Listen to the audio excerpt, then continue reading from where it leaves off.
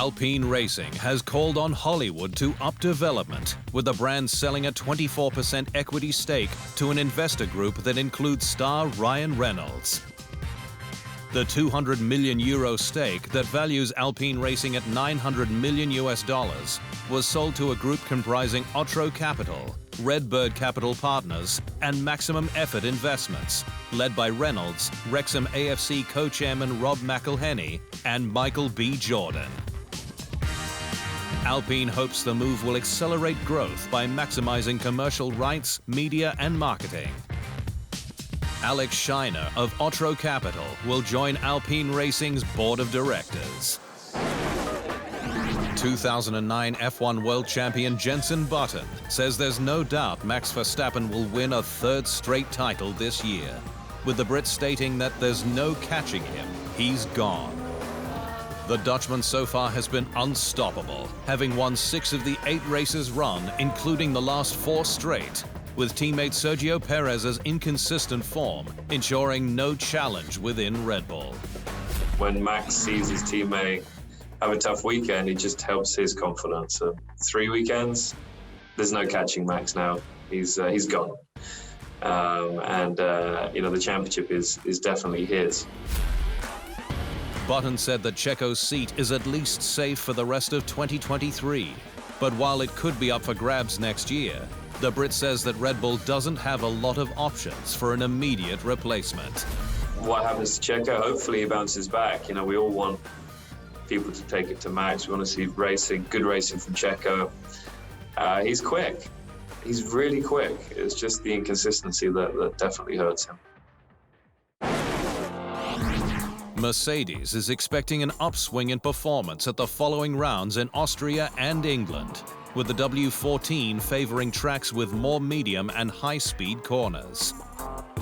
The Silver Arrows did better than they expected in Canada, with Sir Lewis Hamilton third for his second straight podium, third overall this year, while George Russell was running fourth before crashing on lap 12. Performance that validated the strength of the squad's upgrade package that it first introduced in Monaco. We brought an upgrade a couple of races ago. We've now had a chance to see what that performs like at different circuits. So first of all, we're really pleased to say that has done what we expected. It's helped the car move forward and we're generally more competitive. Mercedes is planning to bring another major upgrade to the British Grand Prix at Silverstone, with another before the summer break. Audi has taken another step forward in developing its 2026 power unit, with news last week that the German marque signed veteran Swiss racer Neel Jani as its dedicated simulator driver. The 39-year-old, who won Le Mans outright in 2016 for Porsche with his teammates Marc Lieb and Romain Dumas, joins the 4 rings with broad experience, including sports cars, IndyCar, Formula E, and F1, as a former Red Bull test and reserve driver. Though the Swiss racer went well beyond the Milton Keynes sim, with 18 Friday practice sessions for then Toro Rosso in 2006, and show runs for the brand, including a face-off with a jet in Argentina. While over in India, he took on the world's highest drivable road, the Kardung La Mountain Pass in Ladakh, and opened the Goodwood International Circuit near New Delhi.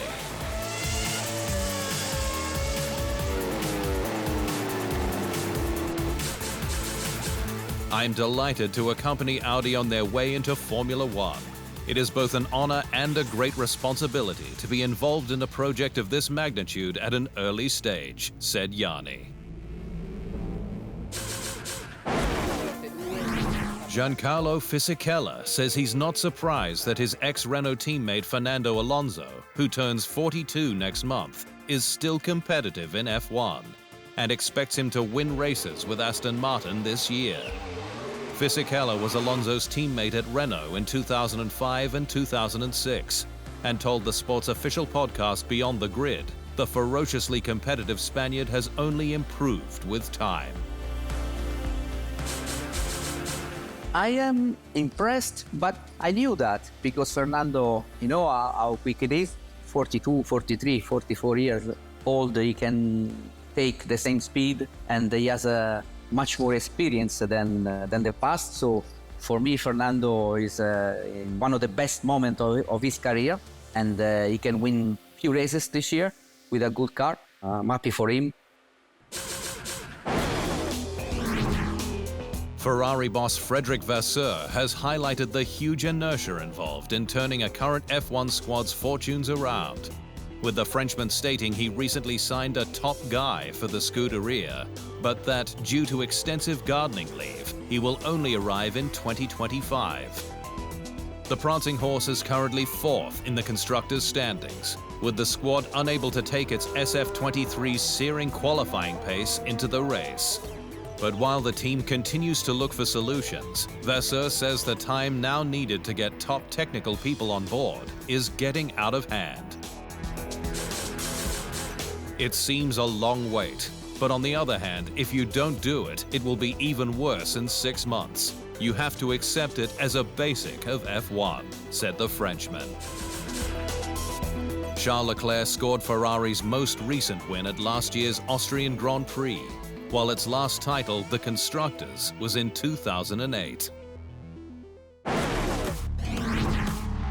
The FIA has sought to shut down sneaky spending from the teams, with a new technical directive issued ahead of Austria that states any intellectual property from special projects will count towards the cost cap. Many of the teams have applied technologies businesses, which leverage their expertise to accelerate technical development beyond the sport. But it's alleged some were using this loophole to retain people and continue work in finding performance gains beyond the cost cap. Mercedes driver George Russell says the sport isn't ready for the removal of tire blankets just yet, despite Pirelli's development, with the Brit stating there will be crashes. F1 wants to stop using energy-intensive tire warming blankets from 2024 to improve on sustainability. But while Pirelli has developed tires to suit, which it says are raceable, with the wets used during this year's Monaco Grand Prix, Russell says the dries need a lot more test time. I would be very concerned for all the mechanics in the pit lane during a pit stop. I'd be very concerned for the outlap from a race in cold conditions. There will be crashes. I have no doubt about it, Russell said. Mercedes' 2011 car, the W02, is set for a run at next month's Goodwood Festival of Speed, with Mick Schumacher behind the wheel of the car his father raced to 8th in the drivers' standings. Schumacher, who is Silver Arrow's reserve pilot after 2 years racing for Haas, has had a chance to steer a selection of his father's iconic F1 cars over the years, including his debut drive, the Jordan 191. And the 24-year-old is excited for his shot in the W02. Knowing that he raced this car makes it extra special, and there will be many emotions coming with it, said Schumacher. Mercedes will also have its brand and business ambassador, ex-F1 racer Esteban Gutierrez, present at Goodwood, with the Mexican penned in to drive its 2021 Constructors' Championship winning W12. The prancing horse galloped home to Italy last week for a parade through the streets of Maranello to celebrate its historic Le Mans win. The passionate crowd had reason to go wild, with the Ferrari AF Corsa squad victorious on return to Le Mans' top class, 58 years after its last outright win, and on the 100th edition of the Blue Ribbon race.